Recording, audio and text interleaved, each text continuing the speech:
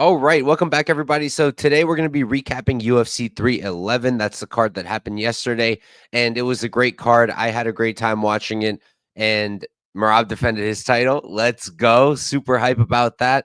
Love Marab. I didn't give him much of a chance. I doubted him. I did not bet against him. I ended up putting a little bit on him right before the fight happened, just so I could be a little bit more invested. Even though I'm already a huge fan and I was very emotionally invested, and I was super hyped that he pulled it off. We'll talk about it once we get there. We're going to go through the card. We're going to talk about my bets, how I did. And all right, let's jump into it. So, in terms of bets, I ended up, I profited like half a unit. Nothing crazy. Some bad bets that ruined the night. Could have been a great night, but let's jump into it. So, the first fight was Tagiro on Bekov versus Clayton Carpenter. I had no action there. I felt like Tagir probably had Clayton covered everywhere, and that's pretty much what it looked like. Clayton, great 125er, great prospect, definitely has a future. 8-1 now, lost to 0. Every single undefeated fighter lost last night, which is crazy. There was 4 of them on the card, and they all lost. Clayton was one of them, but he was an underdog unlike the other undefeated fighters. And yeah, it just came down to Tagir being a step ahead of him everywhere. Tagir pulled it off. Honestly, if Tagir can stay at flyweight, he can keep making that weight. He should probably be getting a title shot soon. He's got a great record. He's only lost to Tim Elliott and I think maybe one more guy. Actually, no, I think it might just be Tim Elliott. So we'll see what happens with him. Going to move up the rankings, that's for sure. After that, it was Bernardo Sopaj versus Ricky Tercios. I had no action there as well. Actually, no, I did have action. I played Ricky at plus 270 right before the fights. I thought maybe he can give him a run for his money with the cardio and the scrambling, and he did give him a run for his money. Both guys were tired, but Sopaj able to land the big shots, able to get takedowns, and ultimately was able to win the fight. Great performance from him, and I'm looking forward to seeing what's next for Sopaj. After that, we had Rinya Nakamura versus Muin Gafarov. Nakamura, undefeated prospect, minus 700 going into the fight. I had a parlay on him, and the dude got cooked. He got absolutely cooked. Gafarov beat him 30-27. Honestly, I just don't understand the game plan. I'm still pretty confident that if Rinya would have wrestled, he would have won that fight. I think he could take down Muin. When he was on top, he looked good. It's just he chose to strike with him for absolutely no reason whatsoever. One of the worst game plans I've ever seen in the octagon. He came out there, did nothing, got knocked down 3 times. Absolute embarrassment for Rinya Nakamura. Great performance from Muin Gafarov. And I'm done doubting Muin Gafarov. He's a good fighter, and he definitely deserves respect going forward. And I think Rinya will come back. He needs to work on the game planning. After that, we had a weird fight. We had Aileen Perez versus Carol Rosa. I had Rosa in the Rinya Nakamura parlay, so that was dead already. And then I had some round 3 props on her. I thought she would come in hot in the 3rd round and be able to put away Perez.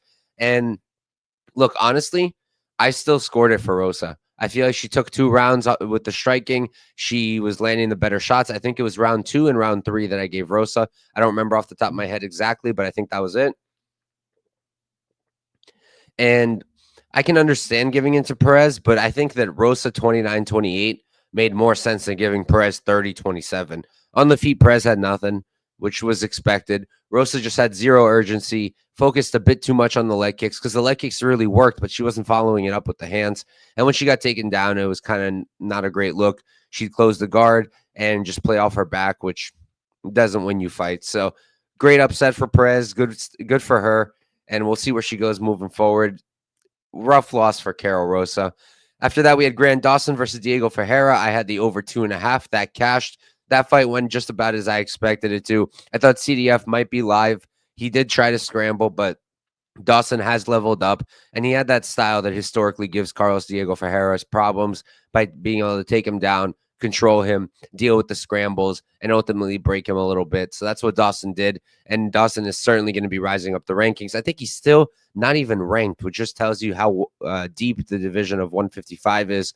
But I think he's going to be ranked soon, and he's probably going to get some big fights also going forward. After that, we had Billy Alakana versus Bogdan Guskov. I had a little bit on Alakana plus 350, like 0.3 units. He took down Guskov in the first round, looked pretty good, but then just completely gassed. Guskov locked in that sub at the end of the first. Billy tapped after the bell and then just got kind of beat up. Was on his knees for a long time. It was a weird look, and then he got submitted. Not a great look from Billy. I wouldn't be surprised if this is it for him in the UFC. And Guskov's going to continue his run of I don't know what's going on, but I don't think Guskov's the most talented, but so far he's proven me wrong, and we'll see how he continues to look and improve. We still haven't really seen him tested in the cardio department. After that, Azamat Bakov made his debut against Zach Reese. I had Bakov a minus 190. He looked great, got the takedowns, was able to hang on the feet, landed some nice shots of his own, and then just had brutal ground and pound. He did low key hit Reese behind the head like 3 times, but at the end of the day, he knocked him out. I think it was a clean finish, TKO on the ground, and Reese was out cold. The ref kind of slammed his head into the mat, which did not help things. And yeah, it was a good fight for Bakov. And I'm excited to see what he does in the UFC. I think he's a real menace. He's a guy with really good wins outside of the octagon, and he's going to have a great career. After that, we had Peyton Talbot versus Rony Barcelos. This is an upset I had money on. I did have money on Barcelos. I got plus 900. I had a quarter unit on him, and he rinsed Talbot on the ground. I was nervous anytime they were on the feet because Rony looked a little bit old and a little bit just not great. And Peyton was landing nice, but Rony went to war with him on the feet. Rony landed his own nice strikes, and then he just audited him on the ground completely. So awesome performance from Rony at 37, getting the upset against a minus 1,400 favorite. And we were able to cash that ticket. So that felt real good. After that, we had Renier de Ritter versus Kevin Holland to open up the main card.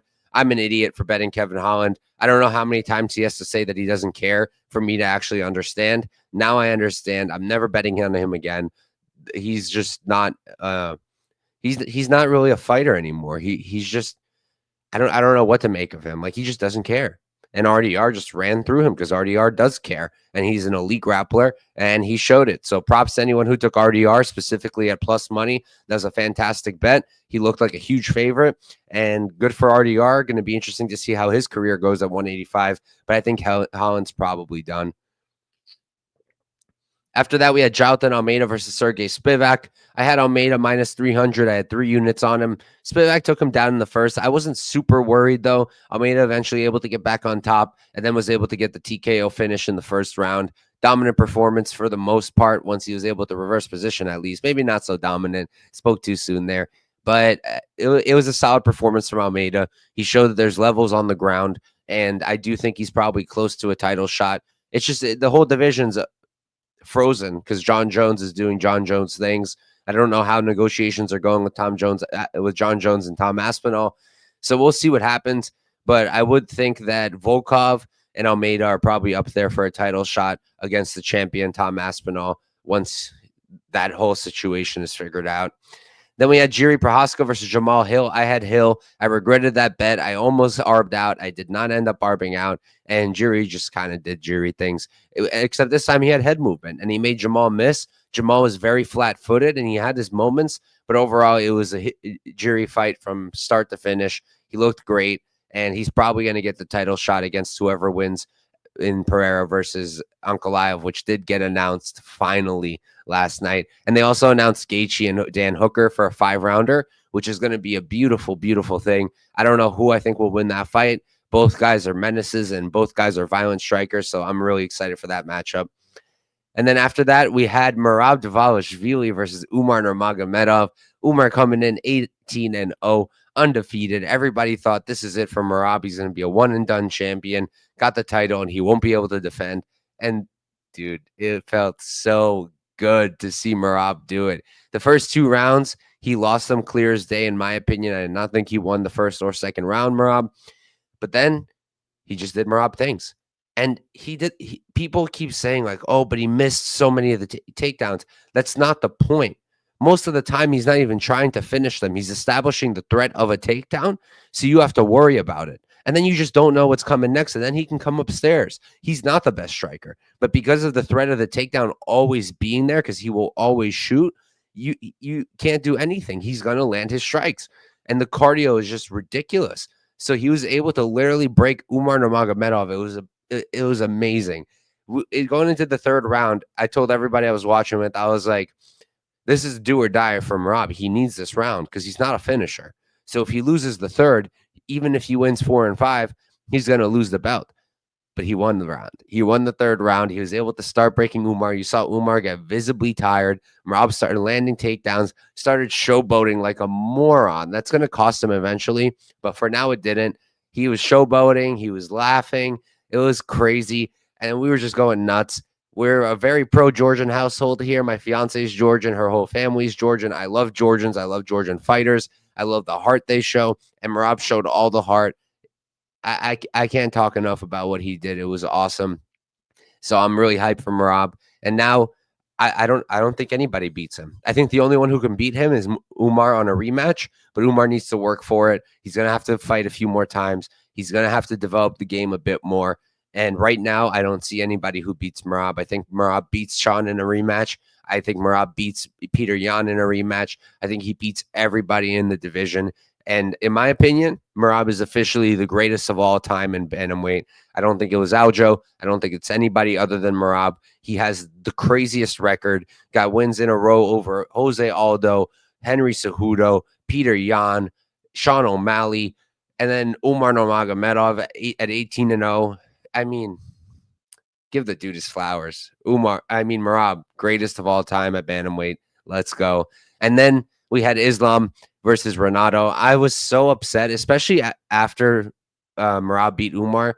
I was upset because I was like, man, they could have made the Daggies go with 1 and 2 because Tagir won, but I really thought that Arman could beat Islam. I still think that Arman can beat Islam. It was incredibly unfortunate that fight fell off, and now Arman's not even getting a title shot according to Dana White. He's gonna have to earn it. What they're gonna do is they're gonna give Charles to Islam, is what I think. I think they're gonna consider Topuria versus Islam, but Islam doesn't seem interested because what's the point for him? He's gonna fight Ilya. He's gonna beat him, and then everyone's gonna say, "Okay, big deal. He beat another 145er." The dude can't win. The dude can't win. Islam takes every single fight he's given, and then people just shit on him. Like, I don't know what more the poor guy could do, but I would have liked to see him versus Arman because I think Arman could have beaten him. Unfortunately, we didn't get that fight. Moicano tried. He was able to hurt Islam at one point, but then Islam just sliced through him on the ground. Absolute menace, Islam. And Dana finally admitted that Islam is the pound for pound greatest of all time and not John Jones, which I agree with. So, yeah, that was UFC 311, guys. It was one hell of a night. Let's go, Merab. Thank you guys for tuning in.